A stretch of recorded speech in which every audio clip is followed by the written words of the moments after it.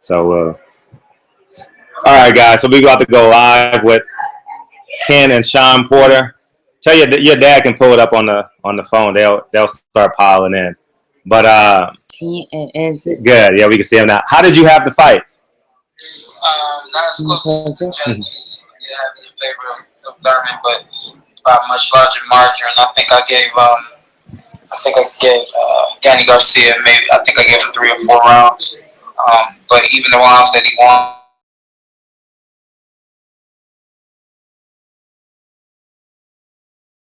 I feel like Thurman should have kept his foot on the gas pedal throughout the fight. He didn't. He played it safe, I believe, and chose to move around. And because Danny's not good against guys that can move around. Nothing was ever set up.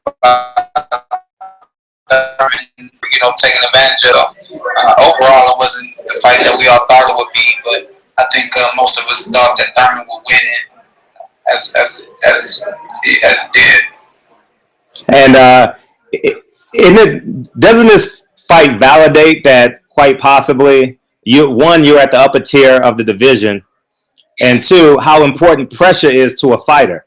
Yeah, you know what though, because I heard you speak on that earlier. I think it depends on the pressure and it depends on the fighter. If you're applying effective pressure and you're able to be offensively and defensively minded throughout a fight, then it matters. But if you're just applying pressure to a guy, you're standing right in front of him to be hit, then that pressure is it makes no sense. So I think I kind of in a lot of ways cracked the case when it comes to beating Thurman by pressuring him.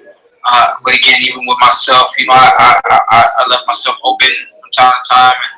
And, in that case, I ended up leaving a few of the rounds open as well. So, yes, pressure is definitely a factor in a fight, definitely depending on who you're fighting against. But it has to be smart, effective pressure. And April 22nd, man, we got the deal. Well, excuse me, you got the deal done. I'm saying we. I'm playing my hands down, so people know I'm not gonna be able. I'm not gonna be able to break down this fight. I said we, Shawn. I'm sorry. I said we got the deal He's done. taking credit, basically. No, I'm not taking credit. No, I was saying like I'm rooting for Shawn already. You know what I mean? Shawn, I've been a fan of you before you even knew about me. Yeah, that much is apparent. Definitely due to your boxing knowledge, I definitely appreciate you being a fan of mine. Just someone who writes about boxing, and just writes about us, and that's it. So, but I know that you being a fan of mine for so long, you know that I have everything that it takes to be a champion. It's just about putting it together in the ring. And I know you heard that this fight is going to be a title eliminator for the WBC. WBC, baby. Yeah. WBC. How special is that? I know. It makes sense, man. I'm looking forward to that opportunity. I really want an opportunity to fight for that WBC title. I actually told Mr. Suleiman, the president of the WBC, I told him yesterday, hey, I want to be next. I want that belt. I want to be next. Have you been training? Have you been in training? I told him, I want to fight for you. And he said, hey, we'll see what happens. You may be next for it. And I was like, in the moment, obviously, I thought he was just kind of, giving me, what I wanted to hear. But, we're good friends. We see each other from time to time. We always hug. And then to hear Lou DiBella announced earlier when he was announcing my fight against Berto, announcing that it would be for an eliminator for the WBC title, I was like, man, and that shocked you, right? Did that shock you? Full of excitement, yeah. Obviously, we know what's going on because the deals are being done for us, with us, so we know what's going on. But we're always told to keep our mouths shut. So even though I knew that I would be fighting Berto, I wasn't, allowed to make any, say anything in particular, or anything like that until the deal was completely done. But this was the part that came out of the dark for me that just filled me up with excitement. Now, talk about the face-off today. Fans always want to talk about the face-off. What did you see? Did you see anything? How was it sitting next to him on a Diaz talking about Keith Thurman and Danny Garcia? What was that like? Did he smack you, by the way? Did he punch you in the face? Oh, okay. You know, I can't stand y'all sometimes. I always know what a punch feel like, what this and that. You just like. smile. You know, but it gets to a point where I'm like, man, if you really want to know, like, get a license and fight. You know what I mean? This far from a fight, we stare off. We do that, stare off and all that. Neither one of us is about to fight tonight. Neither one of us, 6 weeks away from a fight. Aside from him telling me he was gonna slap me, it's all love. So, but the week of the fight, the night of the fight, that's when things change. That's when the blood really starts to boil, and that's when you really gonna find out what somebody's made of. So I have to ask, you know what? During your stare-off, what do you think when you're staring in his eyes? Like, what are you thinking, honestly? Like, really, what are you thinking? I always wonder. It's the same thing, and it's usually the same thing coming from the other guys. Kind of, somewhat of a blank face. I really don't get anybody, doing anything crazy. Really, the only thing, that even Keith Thurman is known for is staring guys down and giving them the crazy eyes. But even that's rare. Nobody really does that. I think maybe the only thing is, for myself, I want the guy that's looking at me to know that I'm here. I'm ready to get down to business, and I'm for real. And I think that's usually the message that you want to send as a fighter is that I'm not here to back down, and I'm ready to fight.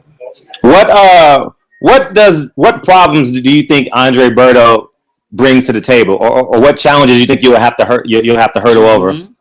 Yeah, two things actually.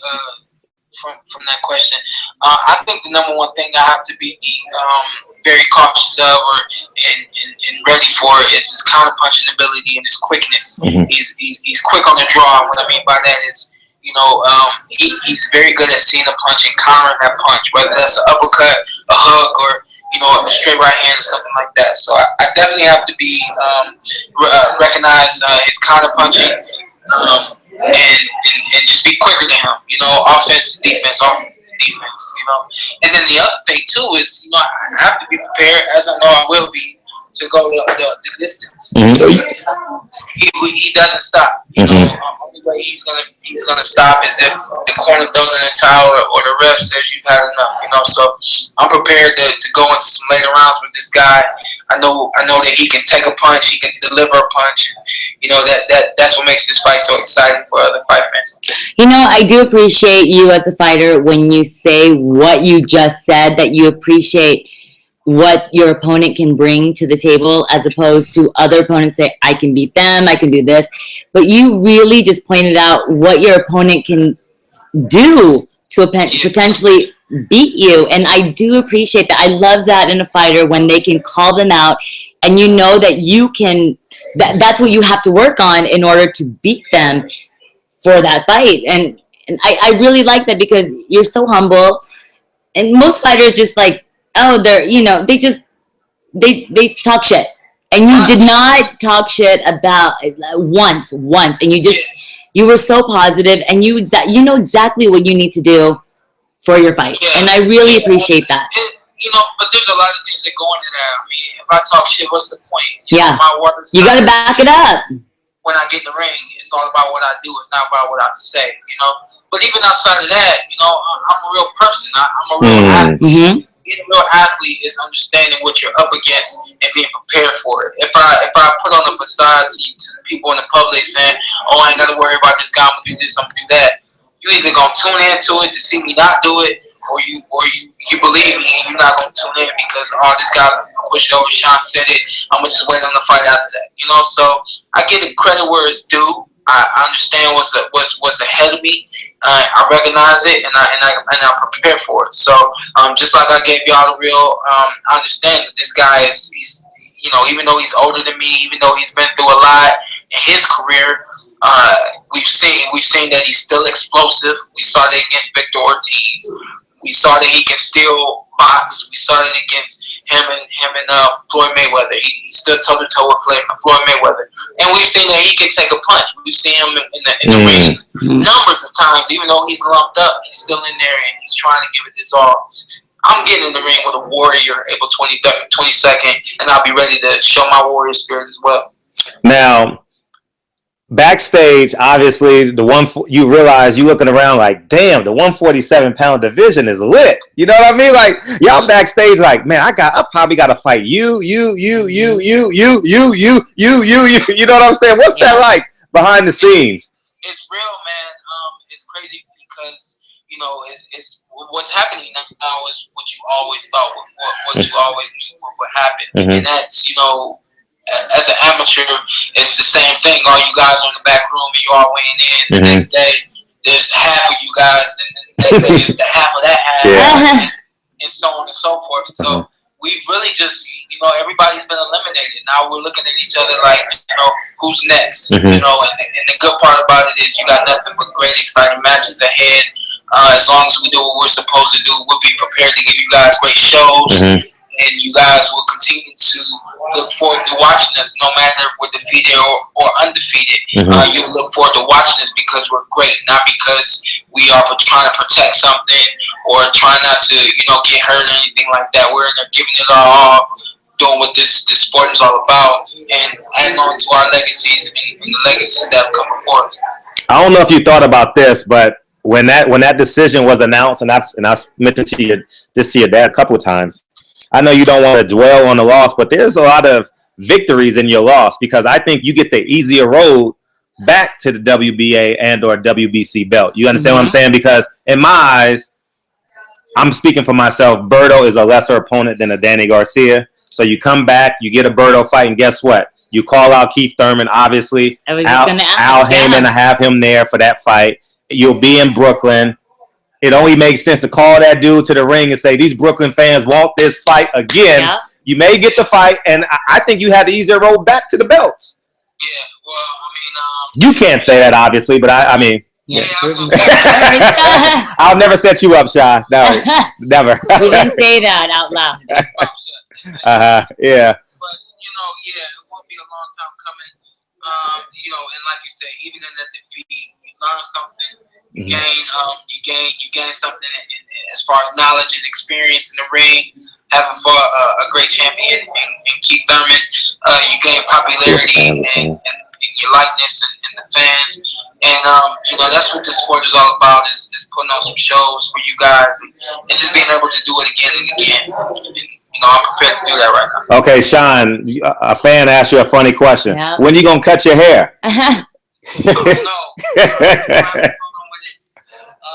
started growing it and just was like, it was really curly when it was lower, and I'm like, I want to see what it's gonna do. And then as it's gotten longer now, you see me doing something different with it. And that's really, I'm just having fun trying to keep you guys guessing what's this guy gonna have on next. But it's so funny what guys have conversations about their hair. I mean, like, we just put in a braid as females, or just put in a bun. For the next fight, I look to cut it a little shorter, maybe around the length that I had it for. Let me ask you, does it bother you when you train?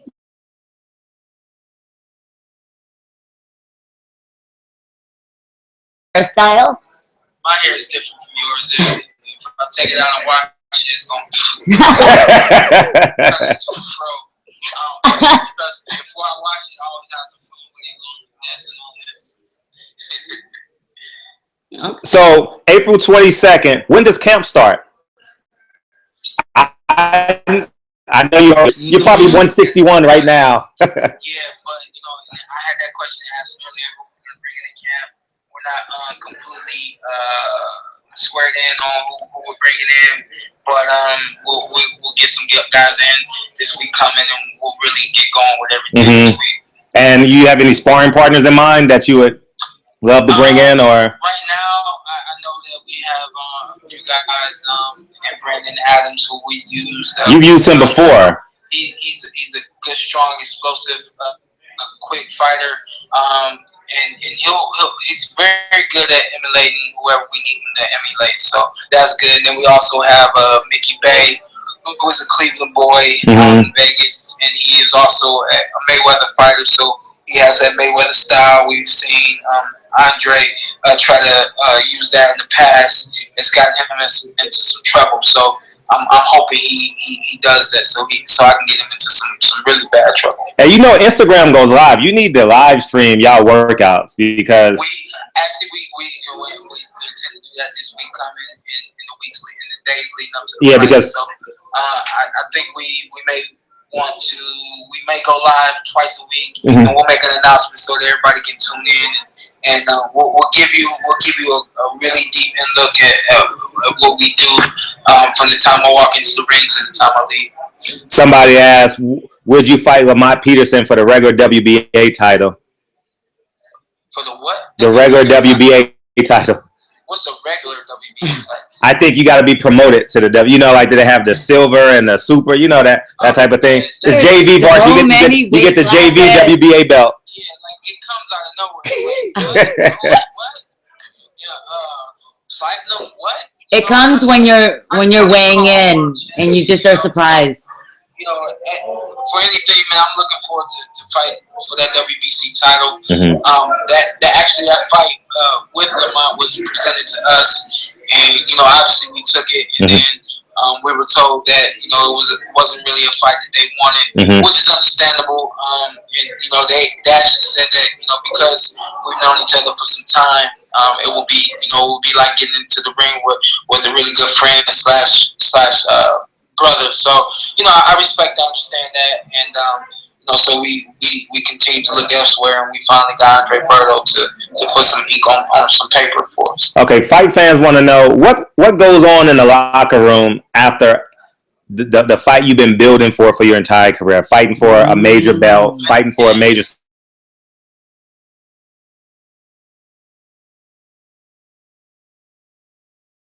Great question. I'm gonna make sure you guys really find out what happens when you build up for something so big, and then that night finally comes, and you finally end up in the back room. You guys will see it next time I fight. It's an unbelievable feeling, especially when you win.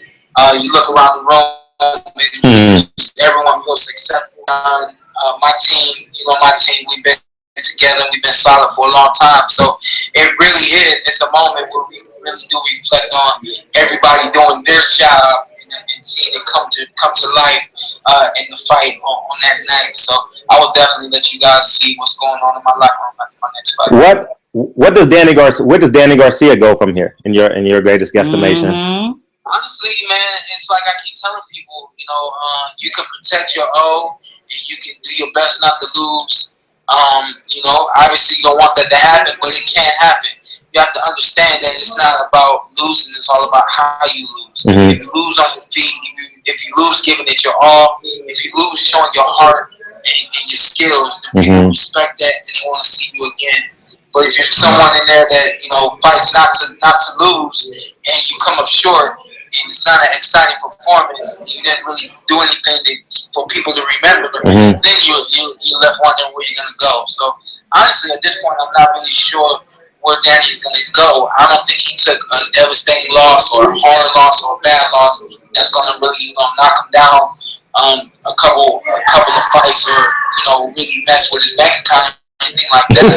But yeah, he definitely needs to get back in the ring and against a good fighter and show that he can be exciting, he can win, and he can punch and do everything that he says he can do. Now, does Keith Thurman get a celebratory fight down in the Everglades, or do he go immediately after probably the winner of Errol Spence, Kell Brook? Honestly, I feel it should be the winner of Andre Berto, Shawn Porter, or Errol Spence, Kell Brook.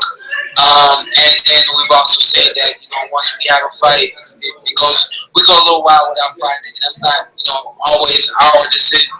Definitely not always my decision to go so long without fighting, but if he wants to get right back in the ring, he can't take a tuna fight or whatever. But I would rather him wait to see who wins out of myself and Andre Berto, and then also Kell Brook and Errol Spence. He's in a privileged position. He's earned it, and congratulations to him on tonight. So he's in a privileged position where he can see who wins.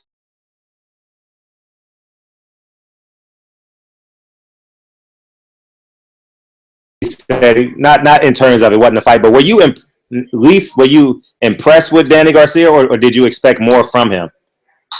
I expected more from both guys. I think the whole boxing world and all the fans out there, the new boxing fans, all that, we all expected more. We expected more action show, and neither fighter gave it to us. So you said neither. I haven't seen the fight. I told Fred I was stuck in traffic. I'm gonna watch this fight after. So I've been listening to a boxing. No, that's why I'm listening to what boxing fans are saying and what I mean. Trust me, they all got opinions, and I'm curious to see what you say. So once we're off, I'm gonna watch this fight in its entirety. Keith came out throwing bombs, and I swear to God, everybody in the crowd was like, all right, here we go. This is going to be good. This is going to be good. And then it just, I don't know, man. It just, Danny has a hard time with guys that can move. He had a hard time catching up to Keith. And then Keith was really moving. Was Thurman working the ring like he normally does? And Keith was moving so far away that, there really wasn't as much action as we expected and wanted out of the fight. So this one was kind of hard to watch. One both guys to really let it all hang out, and I think also everyone's kind of spoiled because of the show. You want that show again. So, who were you rooting for tonight? Be honest. I wasn't rooting for anyone. I was thinking and Keith to do what he did. I just expected more offensive work from Keith, and that was what lacked in the fight from both sides was the offense. Now I asked Keith Thurman after the Leonard Bondu fight, that I saw him take his foot off the gas pedal because he realized that Bondu wasn't really going to exchange with him. But did you think in that fight Keith Thurman went into the fight like, damn, I'm about to fight for the WBC belt, and then he realized Danny Garcia is not really I wouldn't say not that good, but he expected more from Danny Garcia because it felt like he said it felt like round 5 through 10, somewhere in there, 6 through 10, that he can just box and move his feet, and if he gets close enough, he'll either lead. He knew he could be first in the fight. It looked like he knew he could be first, and even if Danny came back with the shot, it was only going to be one at a time. Yeah, and that's what it looked like. I think one thing Keith is also known for is he'll come out strong for the first round, maybe 2 rounds, and then he'll just kind of set up everything else from his movement. The difference between myself and Danny was, I tried to push the tempo of the fight, and I tried to force Keith to fight me, and in turn he did that. When you have one guy moving, someone trying to lure another guy in, and that guy isn't giving you as much. You end up with a fight with a lot of movement, some offense of spots here and there from both fighters, and ultimately just one winner by split decision. Let me ask you this question: would you rather have a fighter that is great footwork in the ring, or a power puncher? Because usually you don't get both, which is kind of very odd. You get one or the other. Thurman and Garcia was one or the other. Yeah, normally you don't get both. And I'll be honest with you, I can do both, but I'm just never really given the opportunity to show my boxing skills as much because, guys are usually on the defense when it comes to me, or they're trying to get out of the way more so than box or bring them fight to me. But me personally, from growing up watching Muhammad Ali for so long, I love this movement, and I love a boxing more than I love a country. Now, Sugar Ray Leonard was sitting ringside. Did you get a chance to talk to him? I saw Sugar Ray yesterday, and I didn't even see him today, but we had a chance to speak yesterday, and he pretty much he handed the baton off to myself and everyone else in the welterweight division. He leaned into me and said, "This is great to see you, champ. You guys are doing a great job, and I'm looking forward to seeing what you guys can do in this welterweight division." So definitely very humbling seeing him and speak to him. How many times you plan on fighting this year? I can't really even answer that question because, let's say we do the greatest thing in the world, which is have a first round knockout.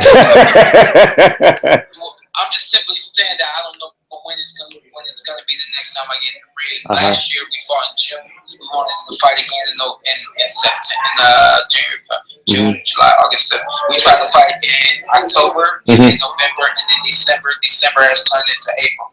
So there's no telling. Would you want a rematch with Adrian Broner? No. No? You're definitely over that? One of the fans, Yeah. one of your fans said you're going to end Berto's career. I don't know. Just say yes. You gotta say yes. You can't say I don't know or I'll tell you this. I was known for ending careers in the amateurs, and I look to do the same thing in the pros. So I think there's some guys out there that are fighting now. They shouldn't have fought after they fought maybe, but they're still carrying on their careers. But this sport's a little bit different. When that numbers are thrown at you for that money, you figure out that quickly I can do this again, and I want to do it again. But that's not always the case. With Andre Berto, I look to hit him very hard. I'm gonna show you guys some of the things I've been doing in camp already. I've been working on my strength and all that kind of stuff. So I'm prepared to end his career. We're prepared to knock him out. Do whatever it takes to make sure. And the rest is up to him. Okay. Now that you know that who you're fighting, and you know his style, are you starting to change up your training as of right now? We've added things, like I said, like the strength work that we've been doing, with the understanding that we were going to fight him. Also with the understanding that after the Thurman fight, that was something that we should work on, was my power. So that's one thing that we Oops. Hold on real fast, guys. Hold on. There's some other things we'll be getting going as well. So, but hey, man, I'm about to die. I know you. I know we're both dying over here. I see your phone. My battery. I appreciate you, Shawn. Appreciate it. I know it's midnight over there. 1 o'clock in the morning. We appreciate you, man. Thank you, and we'll see you in camp. We talked before about you getting into some camps. Really yeah. Yes. You and I are sparring. You and I are sparring. Really. I'm better than Charlemagne the God. I just want you to know that. I'm better than Fred. I'll just tell you that right now. I'm better than Fred. I'll give you a good 30 seconds and I'm getting the hell out. I'm going to show you my double jab and I'm running. I can't handle that counter overhand right. So I'm going to show my double.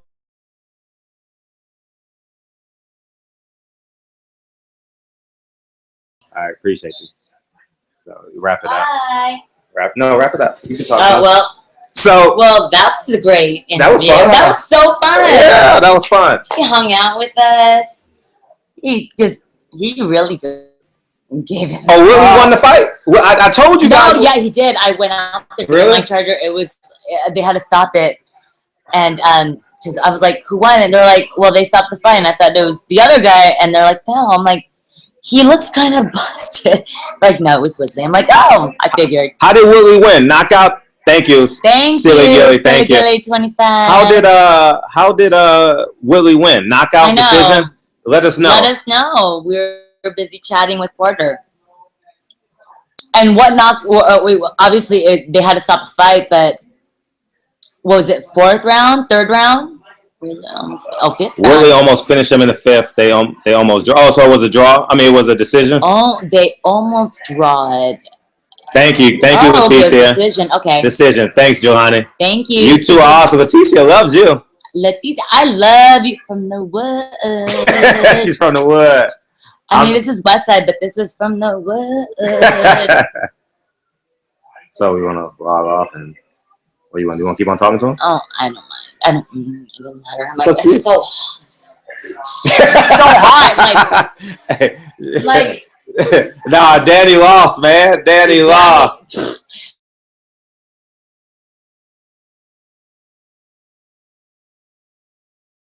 Last 5 hours. Jesus. Oh man, that's funny. Wow. Nah, so fun. Nah, Danny. I'm like, I wasn't even caught up with the fight. Danny got worked. And you know what else it showed? Out of respect, I say this respectfully.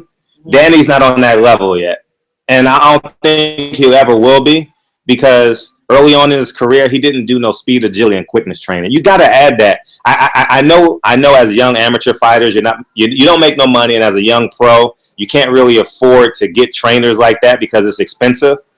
But you gotta find a way to get speed, agility, and quickness. I don't care if you were born with it or you wasn't born with it. You need that type of training, and it was clearly evident that Keith Thurman had better fast twitch muscle fibers. Mm-hmm. You understand what I'm saying? Had better fast twitch muscle fibers. See? No, it's so strange that like when Danny even called out that he was going to win this fight, and then of course his father backed it up. Shocker, but it's just based on facts that Thurman was just a stronger fighter. He's just a power puncher. He's just better in the ring overall. And I get it, Garcia. He's fought people like Thurman in his amateur fights, but so what? You know what? Thurman was in it to win it. And he was just, like I said, I have not seen the fight yet, which I will, but based on everything, what I've heard and read and what everyone has said, he was the better fighter overall in general. And you know what? I believe it. I believe it. When you cannot work a ring, you're kind of fucked. Like, you can't just pivot in a circle. You got to be able to get him in a corner, get him in another corner. You know what? And you tire them out. They don't know what to do. When you got that footwork down, you're done. Your opponent's done because they're just like, what the fuck is going on? They have no idea what to do, and they can't see your face. I'm come down. Oh, there we go. Sorry, guys. I'm on my. My knees hurt from bending. I know. But yeah, that's just what it is, and that's why I asked Porter, if you were to choose an opponent who is a power puncher versus someone that has great footwork, that it's very, very hard to find an opponent that can do both, because you can't. It's really hard. That's like really a skill. Floyd Mayweather isn't born every other Sunday. No. Berto Duran, well, he's a flat-footed. If I'm smart, Roy Jones isn't born every other Sunday, man. These guys are just, they found what they were great at. We're just fortunate enough that they didn't pick up a basketball or didn't pick up a football because they wouldn't have been as great. We got a chance to see them. You know what I mean? And Danny Garcia is a middle-of-the-road, 147-pound fighter. And he hasn't really fought at this weight, right? No, but that's what I'm saying. He's a middle-of-the-road. That's why. Okay. So I think Wait, did Thurman have a problem fighting at this weight? No. Thurman's real comfortable because he comes down in weight. Okay. He comes down in weight. And I think that maybe Broner can get like a Danny Garcia fight, but I don't think Broner will fight him just yet. That would be amazing. Both fathers. Oh my God. Talking mad smack. One brushing his hair. Danny. That would be really you know what? Someone make this fight happen, because it's really not about fighters. It's really about the fathers just going at it. I would pay to see it. Well, no, I wouldn't pay to see it. Put it on CBS, Showtime, HBO, free. That would be an amazing fight. The father's fighting, and then the son's just outing it out. That's it.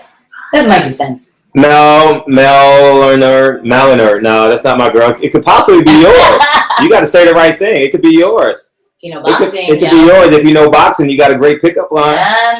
You can get out in the ring. If you can spar with me, we can hang maybe. Just saying. And if you can wear pink and sparkles. Jeff Boxworthy, he said Danny couldn't fight. Danny couldn't catch him. He doesn't have the footwork to catch him. Exactly. It's all that. You know what? If you don't, you can have power punches all day, all night. Tyson had power punches. He could stand in the ring, Holyfield, all the heavy. And I'm just going, I'm going ahead of myself.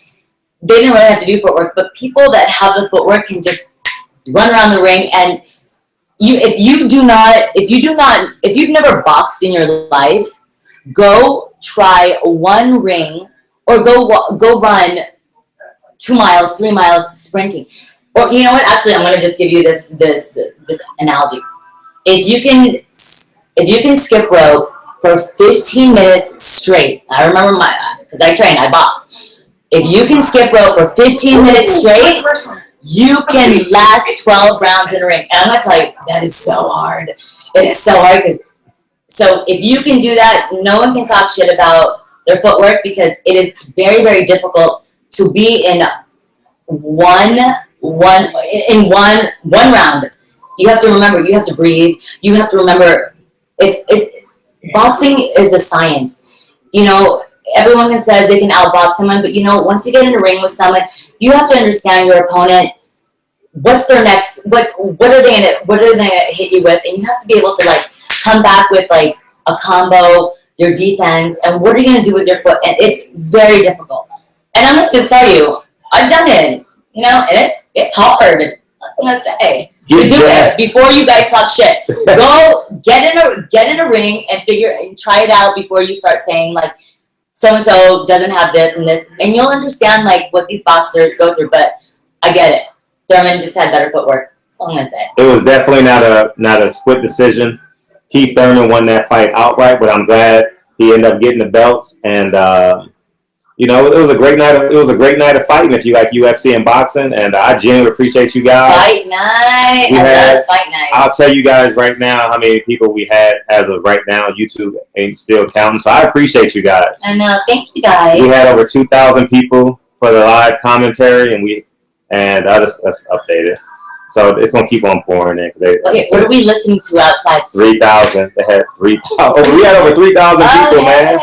That is awesome, man. I genuinely appreciate you guys. You guys are splendid, man. You guys are fun. We appreciate you guys tuning in, and I'm gonna have Sin gonna start coming to me to a lot of fights. Yes. She's gonna start coming. We'll do commentary together since y'all enjoy her.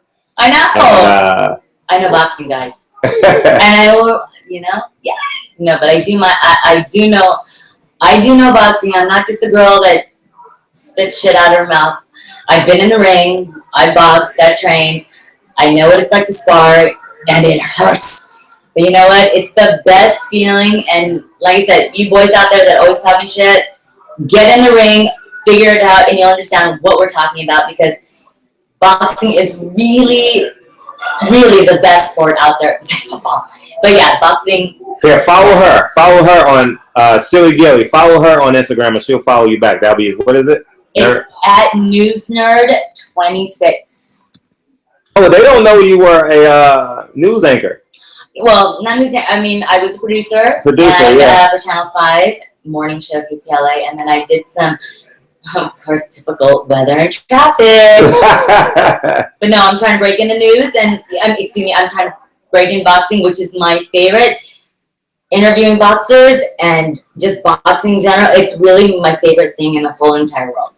I love it. I love boxing. I could talk about it all day, all night. I could train with you guys. I could be in the ring with you. I can't really spar with you guys, but you know what? Like I said, just give me some pink wraps, some pink gloves. I'll run with you. I'll skip rope with you. I'll shadow box with you guys. I will do whatever you want because I love boxing. It is, I can't say it's a man's sport because I understood, you know what, a woman can do it, shit, but it's tough, and it's just that sweet science that everyone should be able to do. And it's just, you know what, I can kick your ass. That's all I'm going to tell you right now. And we're going to end on this note. Beast Mode 32 said, she's bad as fuck, excuse my French. Tell Fred to hook you up with Al Heyman. I'll definitely do that. I'll do that. We would genuinely appreciate you guys. Thank you guys for tuning in. Thank you. All right, bye guys.